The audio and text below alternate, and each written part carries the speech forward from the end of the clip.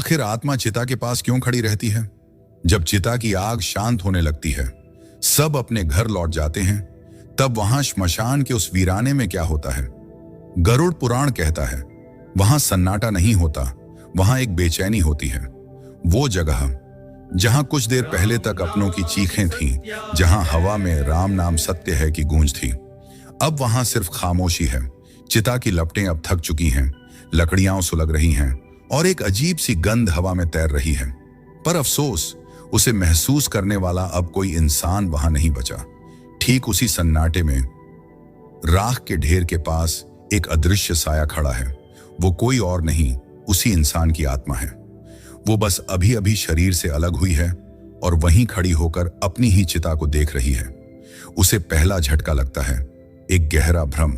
वो खुद से पूछती है, मैं यहां क्यों खड़ा हूं? वो राख का ढेर, क्या वो मैं हूं? कल तक जिस शरीर को आईने में निहारता था, जिसे खिलाता था, सजाता था, आज वहां ना हाथ है, ना चेहरा और ना ही कोई पहचान। आत्मा सोचती है, ये कैसे हो सकता है? इसी शरीर से मैंने दुनिया देखी, प्यार किया, नफरत की, पैसे कमाए, और अब बस मुट्ठी भर राख।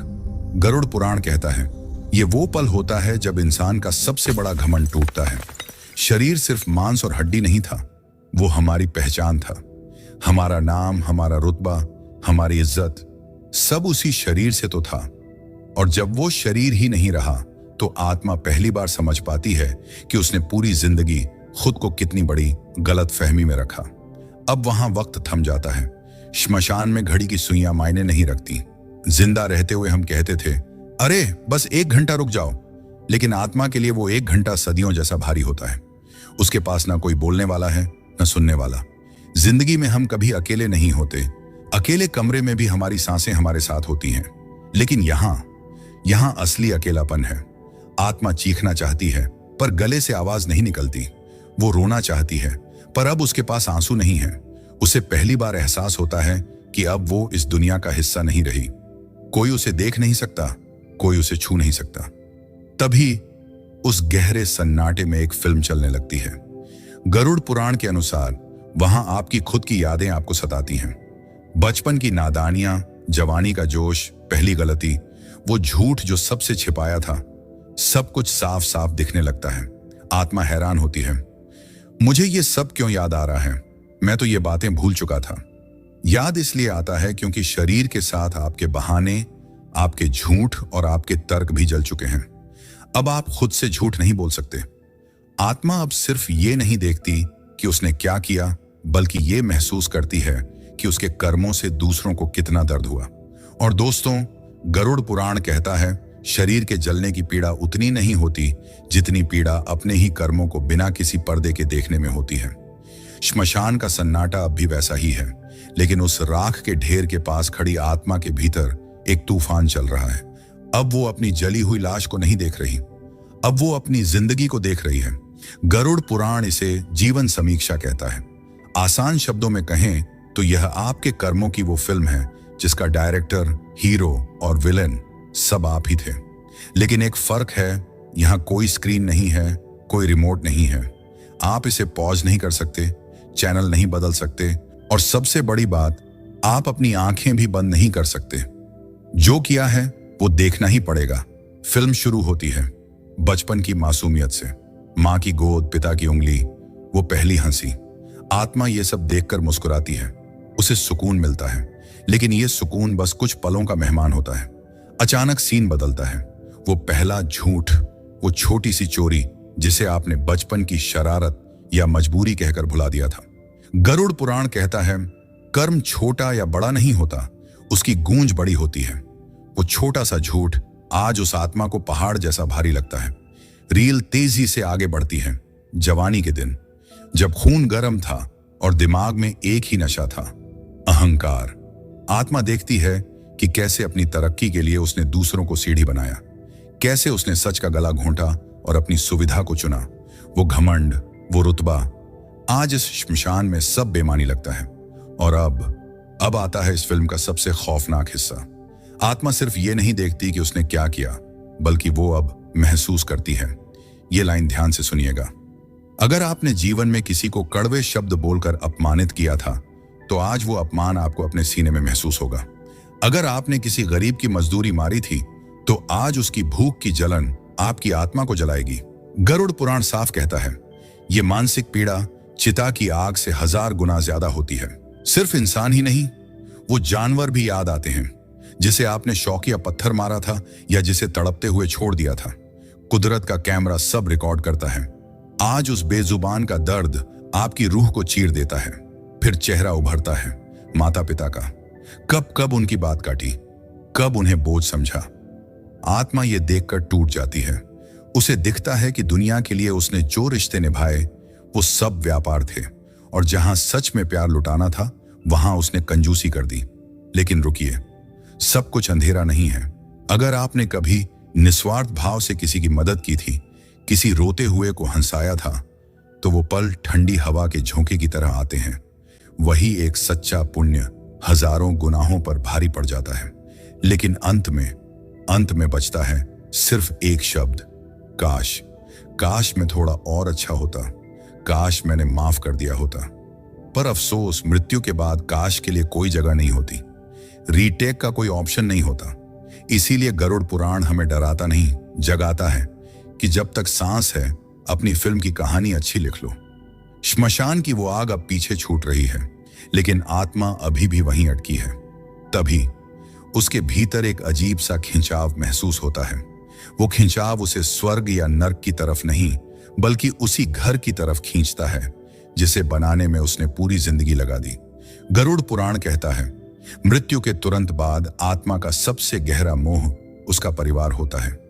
आत्मा देखती है कि उसके अपने लोग जो कुछ देर पहले रो रहे थे, अब धीरे धीरे वापस लौट रहे हैं। कोई पीछे मुड़कर नहीं देखता, सब आगे बढ़ रहे हैं। आत्मा घबरा जाती है। वो उनके पीछे भागती है। रुको, मुझे यहां अकेले अंधेरे में मत छोड़ो, मैं भी साथ चलूंगा। वो अपने बेटे के पास जाती है, उसे आवाज देती है, अपनी पत्नी को, अपने भाई को पुकारती है।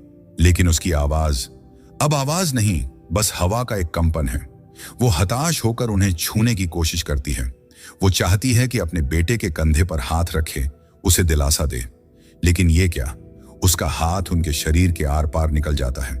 दोस्तों, जिंदगी में हम पैसा, रुतबा सब कमाते हैं, लेकिन श्मशान से लौटते वक्त आत्मा को पहली बार एहसास होता है कि उसने सबसे बड़ी दौलत खो देती है, और वो है छूने का हक।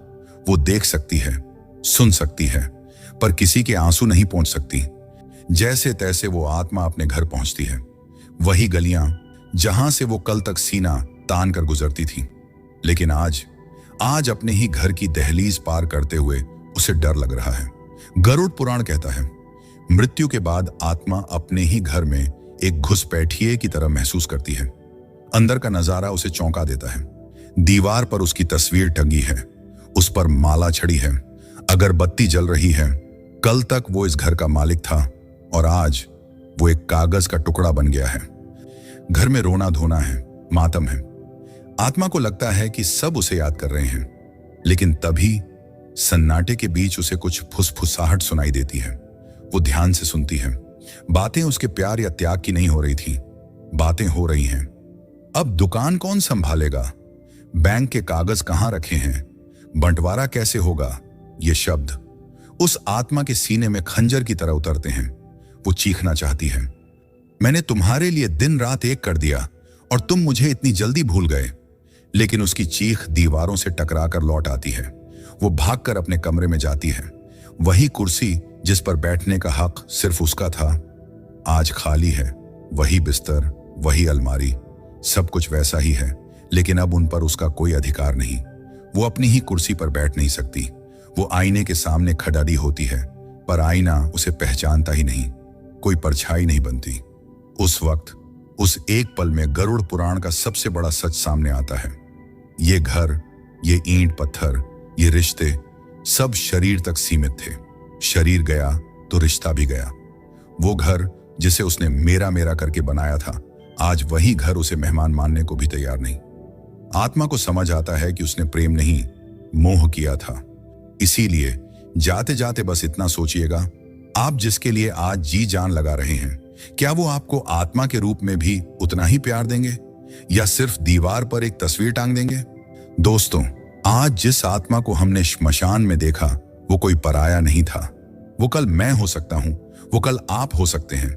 मौत कभी कैलेंडर देखकर नहीं आती।